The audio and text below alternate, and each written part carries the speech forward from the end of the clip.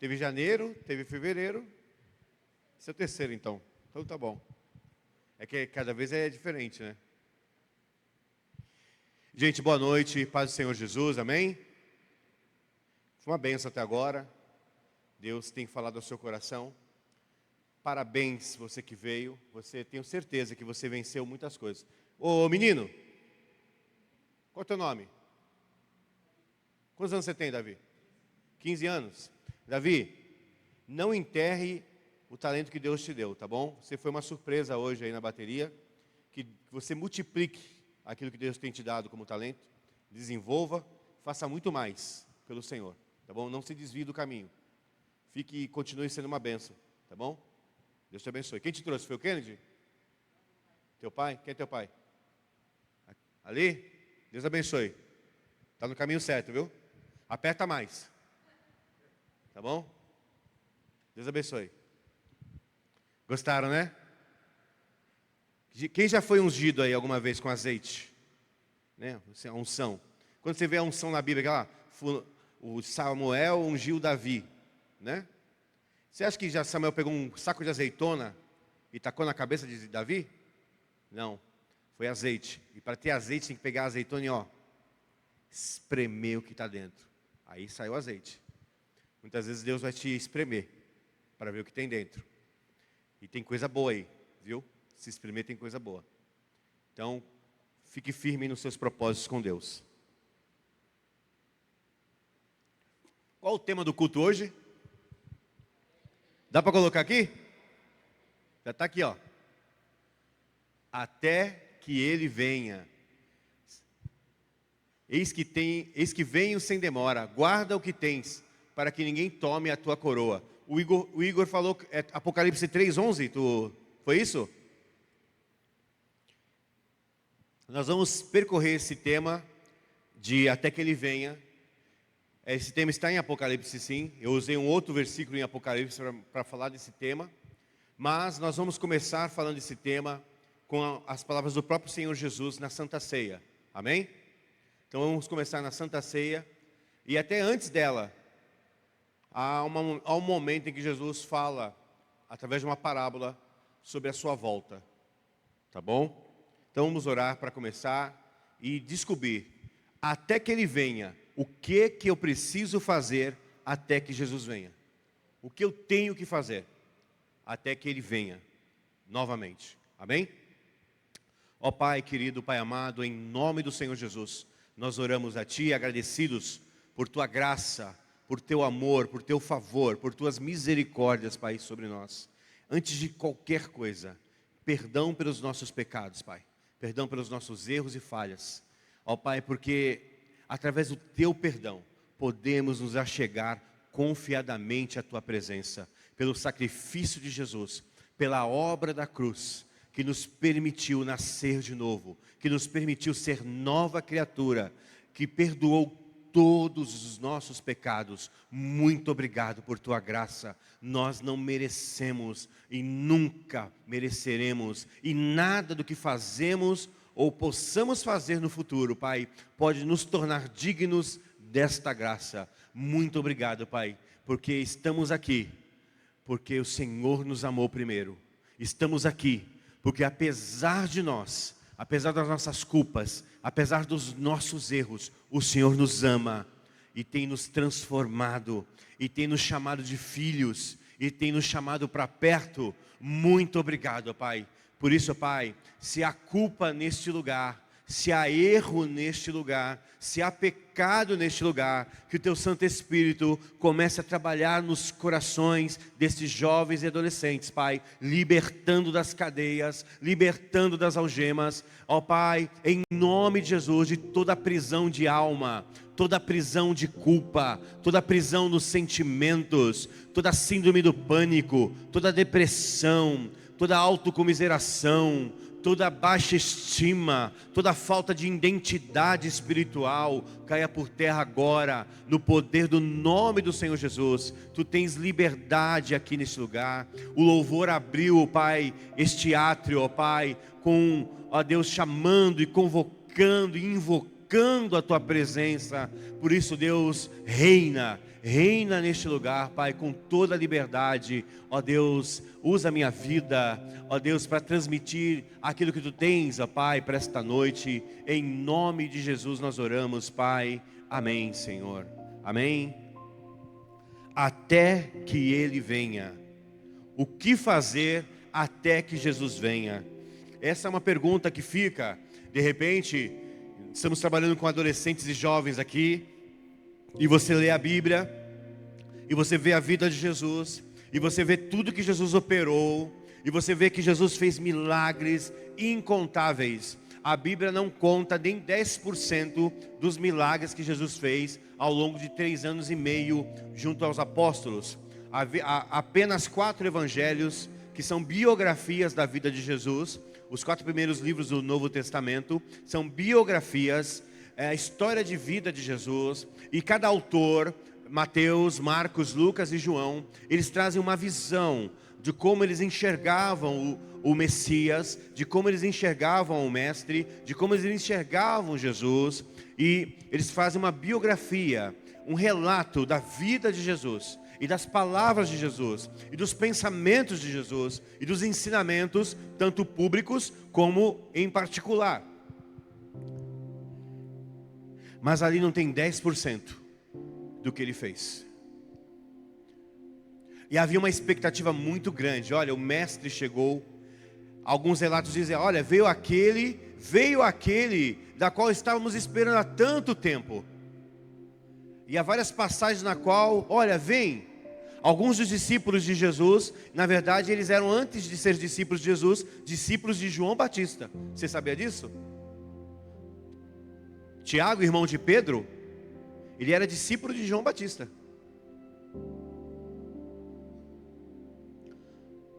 Tinha mais 2 ou 3 discípulos que eram discípulos de João Batista. É interessante quando ele chama Natanael. Natanael, quando fala, olha, vem aquele que, olha, acho que nós encontramos o Messias. Nós encontramos aquele que estava prometido. Gente, entre 4.000 e 5.000 anos para a chegada da primeira vinda de Jesus ao mundo. Quando você conta de Adão lá, do Gênesis, leva-se mais ou menos 4.000 a 5.000 anos de história ali, contada se você acertar o calendário ali. Não o calendário que nós temos hoje, essa terra de 1 milhão de anos, 1 bilhão de anos, isso aí é balela. Mas a história da humanidade sobre a terra, de Gênesis, você tem mais ou menos ali de 4.000 a 5.000 anos para chegar de Adão até Jesus. Lá no Éden, quando Deus fala para a mulher, mulher, de ti nascerá aquele que esmagará a cabeça da serpente. Deus está prometendo, da linhagem humana virá um que esmagará o pecado, esmagará Satanás e o poder da morte. Ali no Gênesis, ali no princípio de tudo. Só que para essa história ocorrer, muitas águas rolaram, muitas histórias rolaram. Vem a escolha de Deus para um povo. Deus faz de Abraão uma nação. E Ele opera grandes milagres na vida desse povo. E esse povo começa a adorar o Deus verdadeiro, Yahvé, Jeová, Elohim, Adonai. E Ele se revela para esse povo. Só que até a chegada do Messias, Ele vai prometendo várias promessas através dos seus profetas Isaías, Jeremias, e prometendo, os salmos revelam Jesus. E para você ter uma ideia, mais de 300 profecias, 333 profecias do Velho Testamento, apontando para o Messias, se cumprem na pessoa de Jesus. Não há como negar, elas se cumprem na pessoa do Senhor Jesus. Detalhes grandes e pequenos se cumprem na pessoa de Jesus, apontando, Ele é o Cristo. Quando você vê os 3 reis magos chegando lá, vindo buscar, seguindo a estrela, para chegar naquela época, eles eram reis estrangeiros. Porque até o tempo da chegada do Messias é apontado na Bíblia. Então aqueles que leram Daniel, aqueles que leram os livros dos profetas, eles começaram a ver, que época que esse Messias vai chegar em Israel? Que época que ele nascerá? E por estudar as Escrituras, e por perceber os tempos, os reis lá perceberam, é nesta época que o Messias vem. É justamente nesta época que nascerá o Messias. E eles vêm de longe, apontando, seguindo uma estrela, nascerá.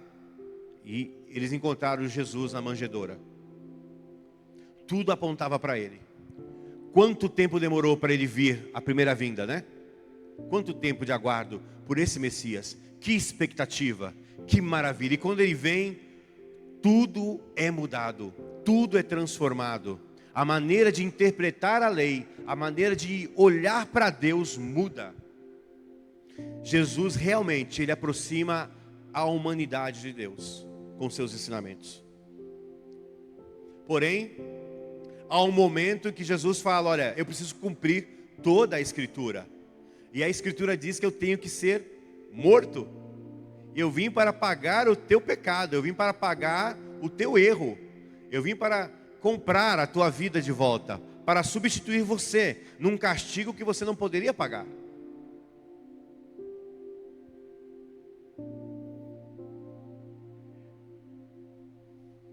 E Jesus é crucificado. E Jesus é morto. E aqueles discípulos, eles ficam praticamente que desolados, órfãos. Mas como? Como? Eu vi ele ressuscitar o morto. Eu vi ele multiplicar os pães. Eu vi ele fazer coisas maravilhosas. Eu vi ele andar sobre as águas. Eu vi ele mandar vento, para de soprar aí, tempestade. O céu abriu na hora. O mar se acalmou. Que poder é esse? Como assim morto? Humilhado numa cruz? Como assim? A impressão que dá que eles estão órfãos ali, desolados. E há até aquela famosa passagem do caminho de Emaús, na qual estão vindo tristes de Jerusalém. Jesus morreu, era uma sexta-feira. Estão indo para Emaús, saindo de Jerusalém. Perdão, já era o domingo, né? Passava 3 dias a crucificação. E eles estão vindo ali do caminho de Emaús. De repente um forasteiro encosta do lado. Oi, posso acompanhar vocês? Pode? Aí eles continuam conversando, né? Nossa, mas estamos aqui perdidos. Mas do que vocês estão falando? É só você que não sabe? Só você que não sabe das últimas notícias? Jesus, varão valoroso, profeta poderoso, rabi, homem de Deus. Achávamos que ele era o Messias. Por ele foi crucificado. E já é o 3º dia que ele foi crucificado. E Jesus ouve aqui, eles não reconhecem Jesus. E Jesus fala assim, mas peraí, é isso que aconteceu? Mas vocês não sabiam que tudo isso que aconteceu com ele estava escrito? Que ele haveria de padecer? Que as profecias apontavam que o Cristo seria um homem de dores? E aquilo começou a consolar o coração deles, no caminho de Emaús. Chega um ponto que eles chegam na casa e Jesus, eu vou passar direto aqui. Não, já está tarde, fica conosco. Aí ele senta à mesa, e na hora que ele vai pegar o pão, ele diz, ora aí, o cara ensinou a gente o caminho todo, os discípulos de Jesus, tá? Os apóstolos. Na hora que ele parte o pão, eles reconhecem, é ele. Aí eles falam assim, ei, na hora que ele estava falando no caminho, que ele começou a falar, o coração não começou a arder, não começou a queimar. As expectativas, as frustrações humanas muitas vezes nos impedem de ver Jesus. Aquele momento da cruz, aquele momento de Jesus nos deixar. Muitas vezes você está passando pela luta, você não está vendo Jesus. E a tua condição humana te impede de ver que Ele está perto de você, que Ele está falando com você, que a palavra dEle é viva ainda hoje e eficaz para você. E que faz teu coração queimar, e que te liberta, e que te cura, e que te salva, e que te consola, e que te alegra, e que te aproxima de Deus. Eu quero voltar um pouco antes, em Lucas 19:13, abra aí por favor. Quero ler uma passagem com você, que é antes da crucificação. Lucas 19:13. É o primeiro ponto que vai estar o versículo, que vai estar uma menção, uma referência até que ele venha. Antes mesmo da crucificação. Lucas 19, verso 13. Verso 12. Verso 12. Acharam? Pois aqui? 12.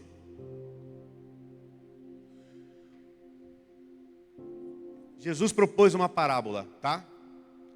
Essa parábola está sendo contada no mesmo dia em que eles estão caminhando para Jerusalém, para Jesus entrar em Jerusalém, fazer aquela entrada triunfal e ser crucificado, tá bom? Capta o momento da história. Ele está se preparando, ele já tinha anunciado, eu estou indo para Jerusalém, lá vou padecer, lá vão me prender, lá vai acontecer uma série de coisas. Nesse caminho aqui, ele está, no caminho ele conta essa parábola. Então presta atenção. Um homem de nobre nascimento foi para uma terra distante para ser coroado rei e depois voltar. 13. Então chamou 10 dos seus servos e lhes deu 10 minas.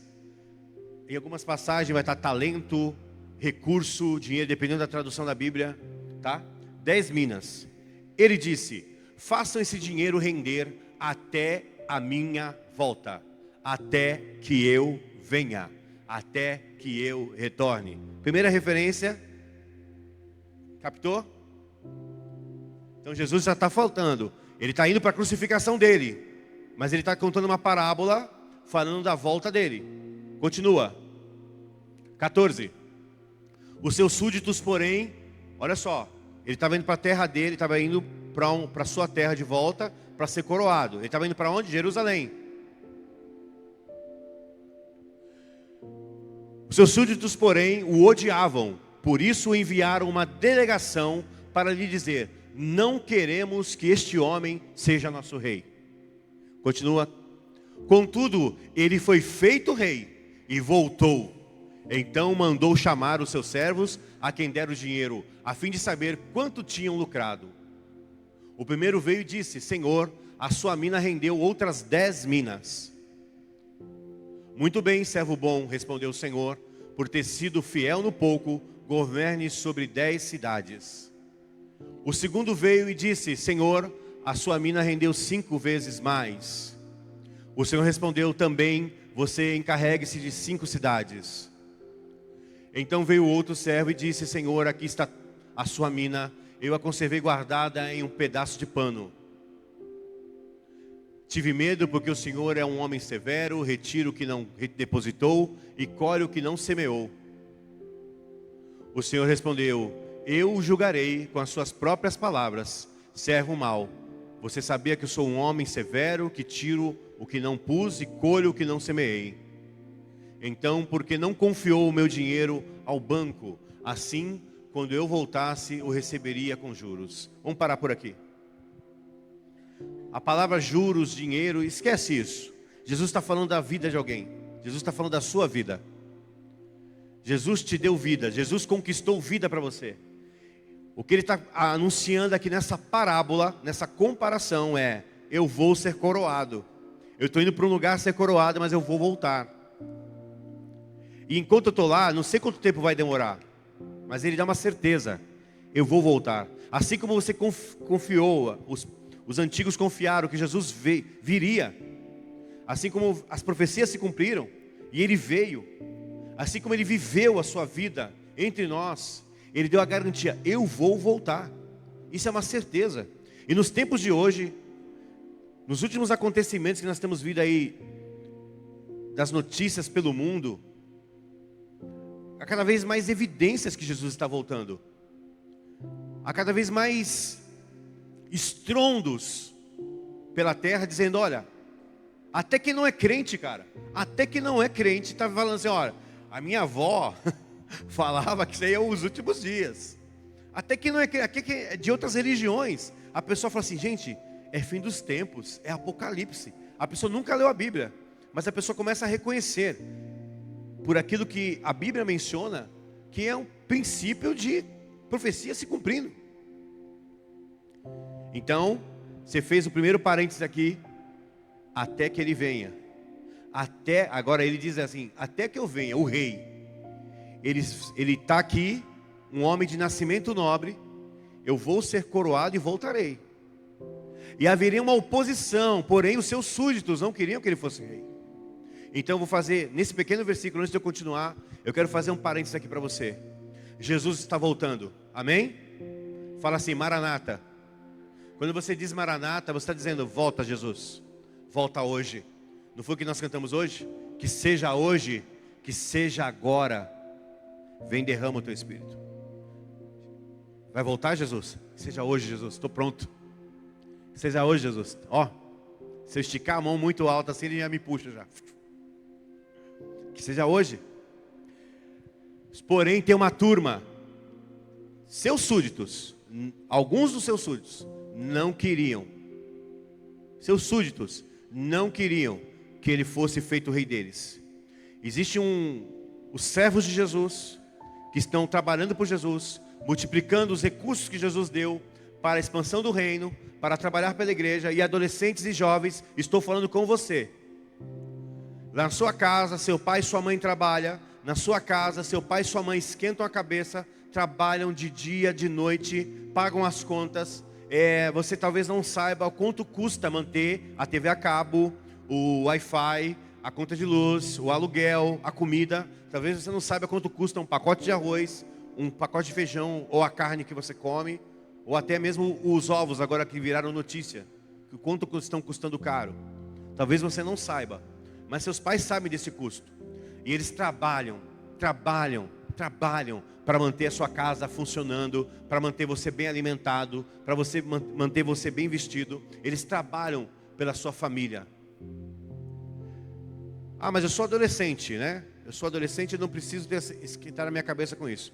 Queridos, nós estamos aqui, e eu penso como sociedade, não apenas como cristão, que nós estamos aqui preparando você para se tornar uma pessoa independente, útil, capaz, cheia de habilidades, cheia de talentos, cheia de recursos, que vai ser também capaz de trabalhar não só pela sua família, a fim de ajudar seus pais a manter a casa, a fim de ajudar sua mãe, a fim de falar, mãe, olha, agora estou trabalhando, eu vou pagar essa conta, porque isso vai trazer alívio para você, eu vou pagar o aluguel esse mês. Como assim, filho? Vai pagar o aluguel? Vou pagar o aluguel que agora eu estou trabalhando. Imagina isso, você chegar para o seu pai, para sua mãe, e falar assim, esse mês o aluguel eu pago.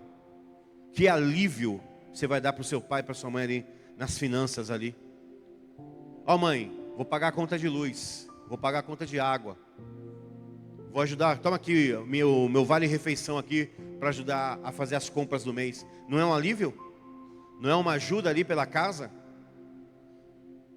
Você vai ter que fazer tudo sozinho? Não, mas você vai contribuir para que aquela casa continue próspera, não é isso?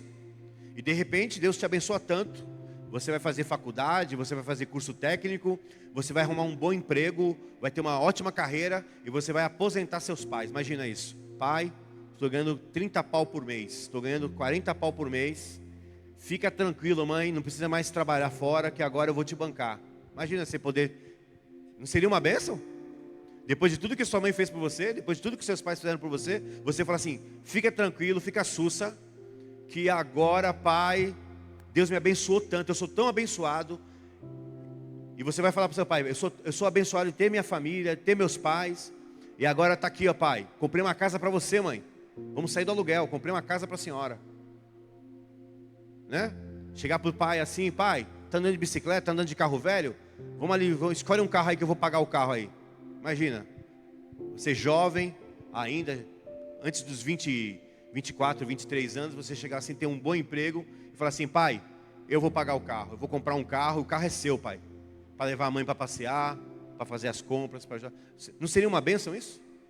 Você ser útil? Mas a sociedade quer que você seja inútil, a sociedade quer que você fique alienado, a sociedade está discutindo lá em Brasília liberação de droga, a sociedade está discutindo que o jovem tem que usar preservativo para transar. Tem que falar em aborto, porque se você não é capaz de ter responsabilidade, nem de tomar um anticoncepcional, porque se der uma gravidez, não, aborta, mata o bebê. Seja burro, seja alienado, faça o passinho, cante rap, cante funk, rebole igual a Anitta. Não é isso? É um modelo, a Anitta é um modelo para as meninas. Olha como ela é empoderada. como ela é independente, como ela é, nossa, está cantando em inglês agora, já viu o inglês da Anitta?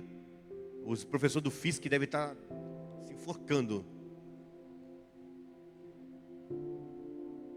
Nossa, e não é só ela, né?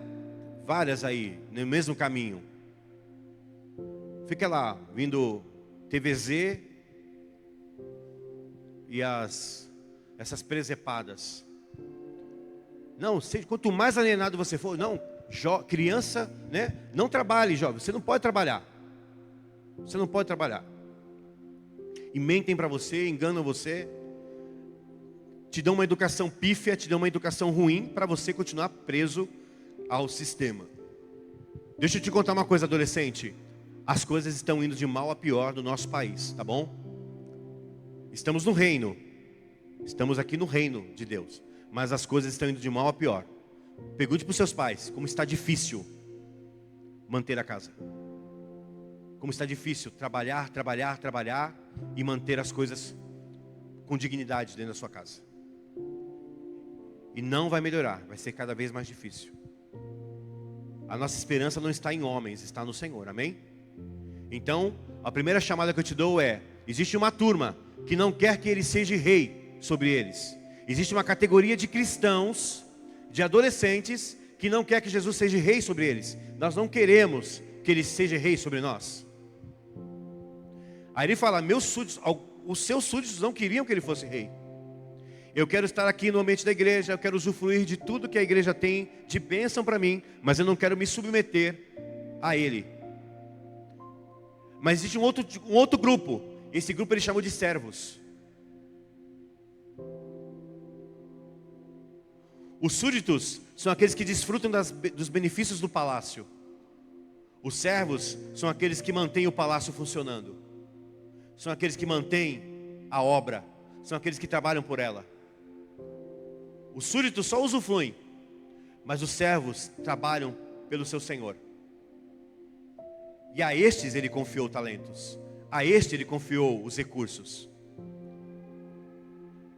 E houveram aqueles que multiplicaram. E houveram aqueles que viveram suas vidas não para si mesmos, mas viveram para trabalhar pelo reino. E é isso que Deus espera de você. Até que Ele venha, até que eu venha, toma, multiplique, trabalhe, dê lucro, até que eu venha. Qual o lucro que Ele espera de nós? Primeiramente, que sejamos atentos, antenados, inteligentes, ligados a Ele. Antes de ter qualquer trabalho na igreja, antes de fazer qualquer coisa, antes de trazer uma oferta aqui, seja um ofertante aceitável para o Senhor. Antes de qualquer conexão de trabalho, eu estou na mídia, estou no louvor, eu passo o pano no chão, eu prego, eu canto. Antes de qualquer coisa, seja aceitável para o Senhor. Seja agradável a Ele. Tenha a sua vida diante dEle. Viu, adolescente? Viu, jovem? Estou chamando você para uma responsabilidade que o mundo não quer que você tenha. Não, não esquenta a cabeça com isso agora, não. Deixa o pastor Nizuzi esquentar a cabeça com isso. Deixa o Kennedy esquentar a cabeça com isso. Deixa o Igor esquentar a cabeça com isso, né? Deixa os adultos se preocuparem com o reino de Deus. Eu sou adolescente. O meu negócio é curtir. Curtir a vida, eu sou muito jovem afinal.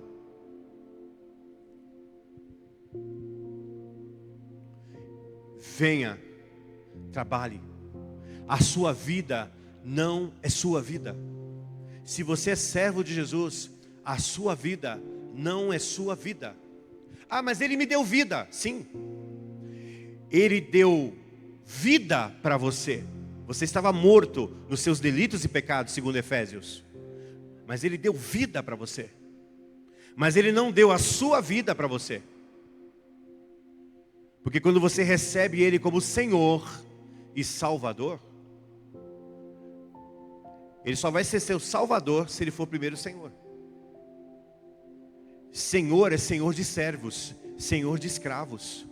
Você fala: olha, eu estava preso nas mãos de Satanás, mas agora eu dou a minha vida para Jesus, para ser livre das prisões do pecado, para ser livre da condenação desse mundo.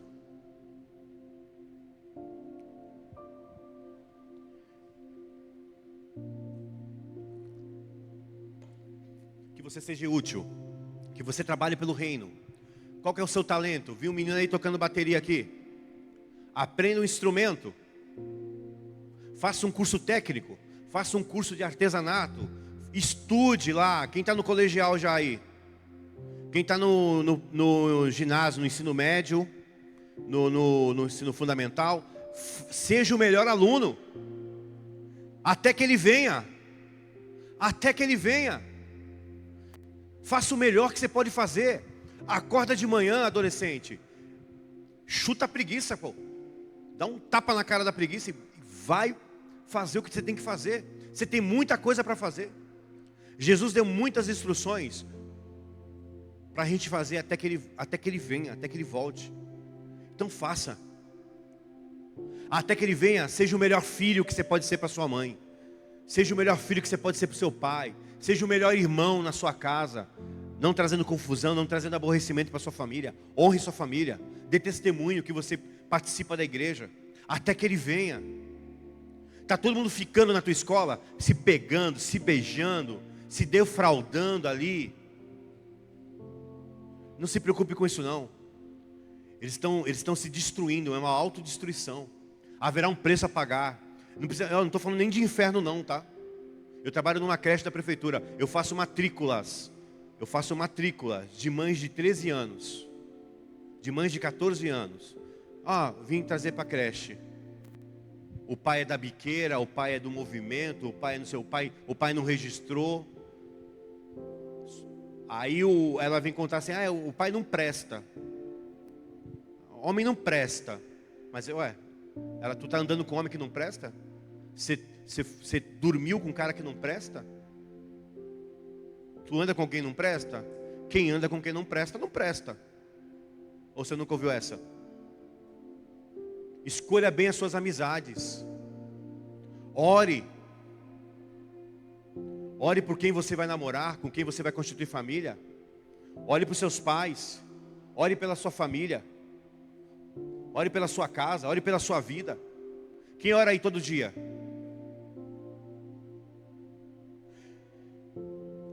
Quem come uma vez por dia na sua casa? Uma vez por dia você come. Quem come 2 vezes por dia? Só 2 vezes. Quem come 3 vezes por dia na sua casa? Levanta a mão. Pelo menos 3 vezes. Café da manhã, almoço e janta. Pelo menos isso. Naquele dia da correria. Tem gente que come mais, né? 4 vezes. Adolescente come, cara. 5 vezes. Né? Entre uma refeição e outra, uma bolacha, um lanche, né? Um suco, né? Um pão. Ainda se demorar muito para dormir porque ficou vendo um filme, quer comer alguma coisa, quer roer uma pipoca, né? Não é isso? Queridos, ore pelo menos 3 vezes por dia. Pelo menos 3 vezes por dia. Antes de botar o pé no chão, deixa eu explicar aqui. Senta na cama, não põe o pé no chão. Senta-se na cama, fica assim, ó. Senhor, obrigado pela noite de paz. Eu te agradeço pela manhã. Abençoe o meu dia, que eu não faça besteira. Me guarda a minha mente, guarda meu coração. Me guia, Espírito Santo. Me leva nesse dia a ser uma pessoa melhor, a ser teu servo, a testemunhar sobre ti. Adolescente, jovem, eu estou falando com você.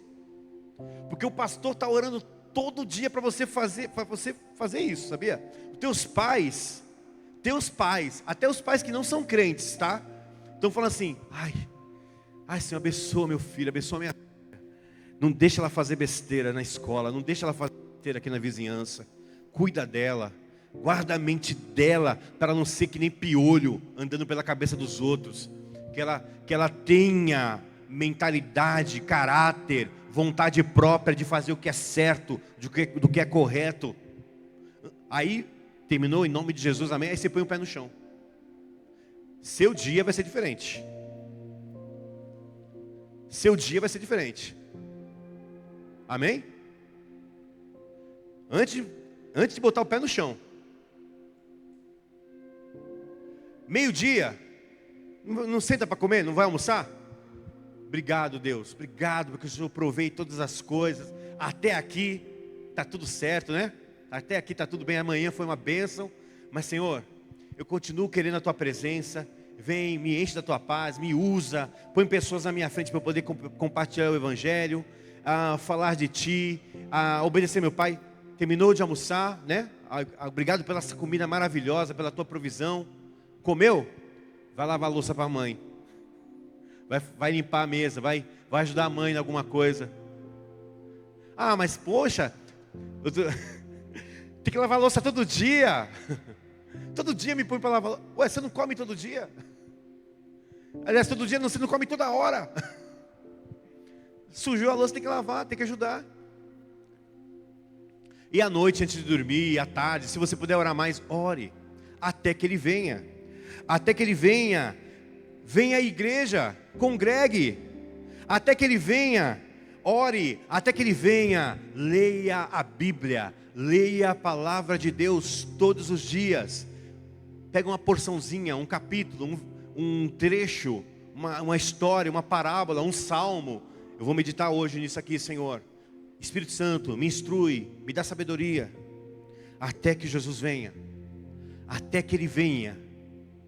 Até que Ele venha, compartilhe do seu testemunho com alguém da sua escola, com um vizinho, com um parente. Está vendo esse número de adolescentes que estão aqui, de jovens? Vamos no próximo culto trazer 3 vezes mais. Quem contou quantos tem aqui? Quem contou? Tem quantos? Tem uns 30 aqui? Tem quanto aqui?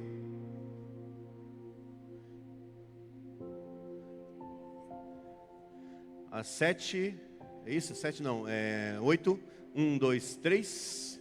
Só aqui tem 24, 25, 26, 27, 28, 29, 30, 31, T2, T3, T4, T5. Tem mais. Se for 3 vezes mais, vai ter mais de 100 pessoas no próximo. Se no próximo de 100 pessoas, cada um trouxer mais 2, você vai ter quantos? 300 pessoas. E no próximo mais 2, irmãos, vai ter gente de pé. E quantas pessoas eu preciso ganhar? Há um limite? Não. Até que Ele venha, eu preciso continuar compartilhando o Evangelho. Na Santa Ceia, Jesus ali já estava em Jerusalém, já contou a parábola, entrou, e Ele parte o pão, toma do cálice e fala: este é meu corpo, este é meu sangue, é a nova aliança. Fazer isso em memória de mim, até que eu venha, até que eu volte. Fazer isso em memória de mim. Fazer isso em memória de mim. Paulo lá em Coríntios 10, ele explica, primeiro Jesus fala: fazer isso em memória de mim. Ou seja, lembre de mim, faça pensando em mim.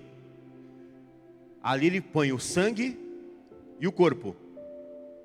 O sangue para a remissão dos pecados, representando a morte dele naquela cruz. E o pão representando a vida que Ele teve diante de nós e os ensinamentos que Ele trouxe.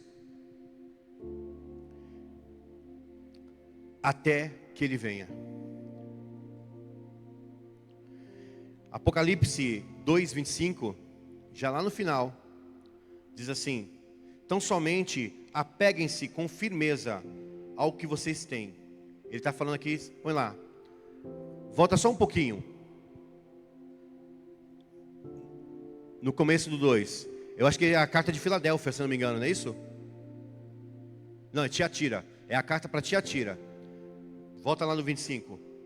Ele está falando com a igreja, ele está dando elogios, porém tenho contra ti que você tolera Jezabel, doutrinas erradas, coisas erradas na igreja, mas ele separa. Aí tem um grupo que ele fala: para você, tão somente, eu só te peço uma coisa. Ele fala assim: só te peço uma coisa. Tão somente apegue-se com firmeza ao que vocês têm, aqueles que permaneceram fiéis, até que eu venha. Então ele começa antes da crucificação, antes de entrar em Jerusalém, trazendo aquela parábola, falando que você vai ter que dar conta da tua vida, e que há um trabalho para ser realizado, há um trabalho para ser feito, até que o Senhor volte.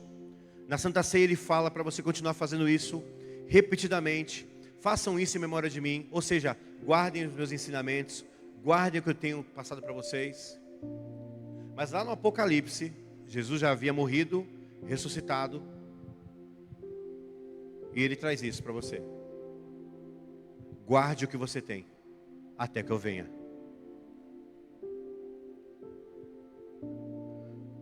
Até que Ele venha, permaneça fiel. Até que Ele venha, seja resiliente. Até que Ele venha, lembre-se, Ele estará contigo ainda todos os dias.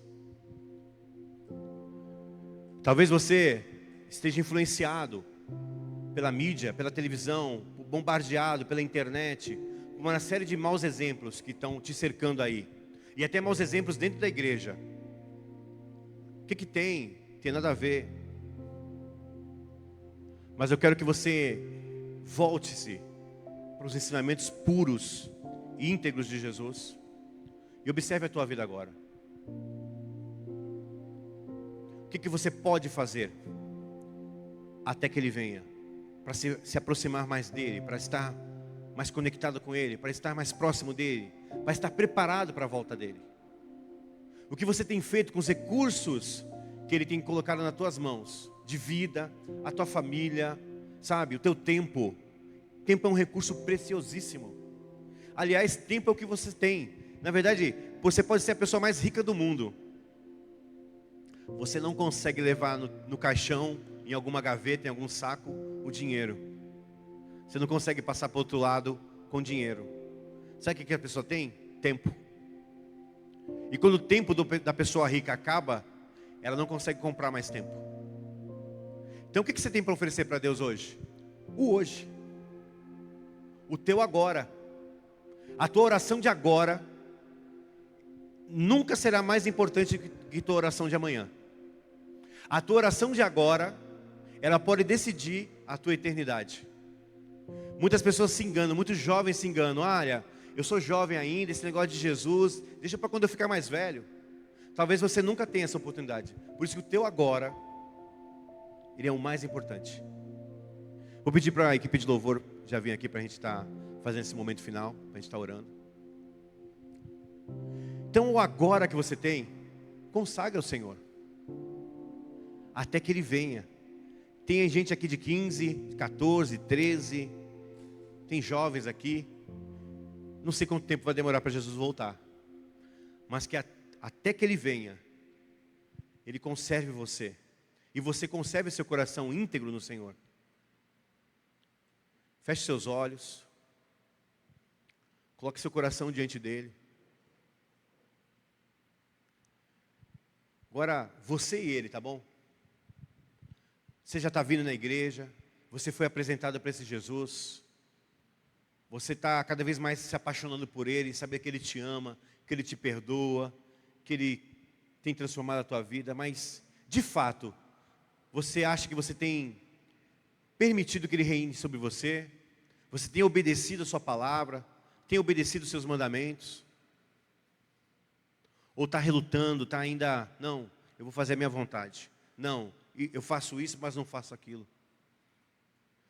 Acaba sendo fiel parcialmente. E quem é fiel parcialmente, não é fiel. Queria te convidar a estar orando agora, consagrando a tua vida a Ele. Você. Eu não vou botar a mão sobre ninguém, tá bom? Você e Ele agora. Lança sobre Ele tua ansiedade, lança sobre Ele o teu futuro. Coloca agora, em nome de Jesus, a tua vida na mão dEle. E eu vou orar por você, tá bom? Ó Pai, em nome de Jesus. Diante desta palavra, ó Pai, na qual nós temos muitas coisas para fazer até que o Senhor volte. Nós não queremos desperdiçar as nossas vidas, Pai, com futilidades, com mentiras, com a cultura desse mundo. Mas nós queremos, Pai, pegar os talentos que o Senhor nos deu, os recursos que o Senhor nos deu, Pai, e empregar todos eles no Teu reino. A música que nós cantamos, Pai, na hora do louvor é: até que o Senhor venha, queremos gastar a nossa vida diante do Teu altar, Pai. Que isso seja uma verdade, Pai, não apenas cantada, mas seja uma verdade vivida por cada um de nós, Pai, em nome de Jesus. Que nós possamos dar testemunho da Tua vida em nós. Ó Pai, seja um testemunho tão vivo na vida desses adolescentes e jovens, Pai, que os que não creem, os que ainda estão no mundo, passem a acreditar que Jesus está voltando. Passem a acreditar, por causa da vida desses adolescentes, por causa da vida desses jovens, que Jesus é real, que Jesus está vivo e reina na vida deles, Pai. Em nome de Jesus, que cada vez mais o testemunho, a vida consagrada, a vida de oração, a vida de adoração e de conhecimento da Tua palavra seja uma verdade na vida desses adolescentes, até que o Senhor venha. E até que o Senhor venha, que o Teu Santo Espírito esteja conduzindo a vida deles, trabalhando em seus corações, desviando eles, Pai, de toda cilada do maligno, de toda armadilha do diabo, e abençoando seus pais, suas mães, seus parentes, seus familiares, Pai, suas casas, em nome de Jesus. Pai, se há alguém aqui que está desviado, se alguém aqui está em pecado, se alguém aqui está em, Deus, fazendo o que te desagrada, que nesta hora, Pai, a reconciliação aconteça, a renovação da aliança aconteça. Ó Deus, que o Teu perdão seja derramado, que o sangue de Cristo limpe de toda mácula, de todo pecado, em nome do Senhor Jesus. E que o Teu Santo Espírito, Pai, cele esta oração e trabalhe, Pai, para que haja uma transformação verdadeira aqui nesse lugar. Nós oramos em nome de Jesus. Amém.